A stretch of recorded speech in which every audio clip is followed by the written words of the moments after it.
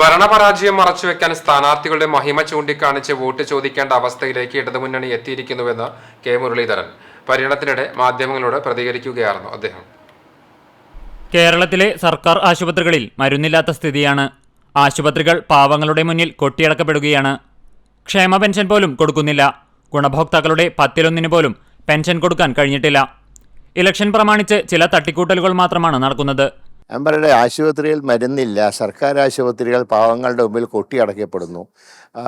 അതുപോലെ തന്നെ പെൻഷനുകൾ കൊടുക്കുന്നില്ല. ഇപ്പോൾ ഇലക്ഷൻ പ്രമാണിച്ച് ചില പെൻഷനുകൾ ചിലപ്പോൾ ചില ഏരിയയിൽ കൊടുത്തിട്ടുണ്ടെന്ന് ഒഴിച്ചാൽ ആവശ്യക്കാരുടെ 10-1 പോലും പെൻഷൻ പോലും കൊടുക്കാൻ കഴിഞ്ഞിട്ടില്ല.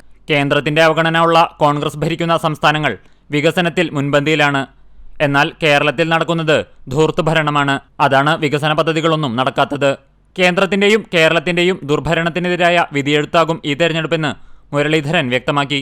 ഭരണപരാജയം മറച്ചുവെക്കാൻ സ്ഥാനാർത്ഥികളുടെ മഹിമ ചൂണ്ടിക്കാണിച്ചുകൊണ്ട് വോട്ട് ചോദിക്കുന്ന സ്ഥിതിയിലേക്ക് LDF എത്തിയിരിക്കുകയാണ്. കാരണം ഭരണത്തിനെ കുറിച്ച് ഒരു നല്ല കാര്യം പോലും പറയാൻ അവർക്കില്ല.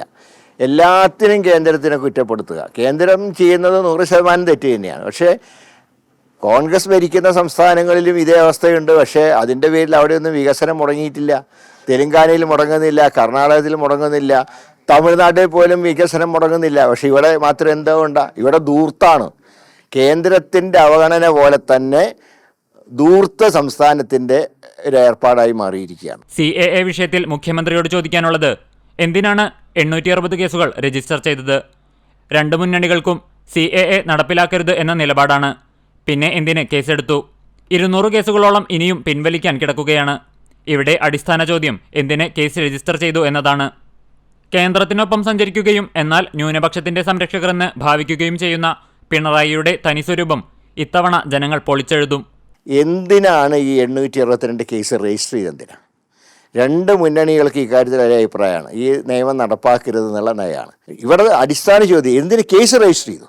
അപ്പോൾ കേന്ദ്രത്തിനോടൊപ്പം സഞ്ചരിക്കുകയും എന്നാൽ ന്യൂനപക്ഷങ്ങളുടെ സംരക്ഷകരായി ഭാവിക്കുകയും ചെയ്യുന്ന പിണറായിയുടെ ആ തനി സ്വരൂപം ഇത്തവണ 20 ജനങ്ങൾ പൊളിച്ചെടുക്കുന്ന കാര്യത്തിൽ സംശയമില്ല. കേജ്രിവാൾ വിഷയത്തിൽ BJP കാണിക്കുന്നത് ശുദ്ധ തോന്നിവാസമാണെന്നും BJP ഇതര മുഖ്യമന്ത്രിമാരെ അറസ്റ്റ് ചെയ്യുന്ന പ്രാകൃത നടപടിയിലേക്ക് BJP കടന്നിരിക്കുകയാണെന്നും മുരളീധരൻ പറഞ്ഞു.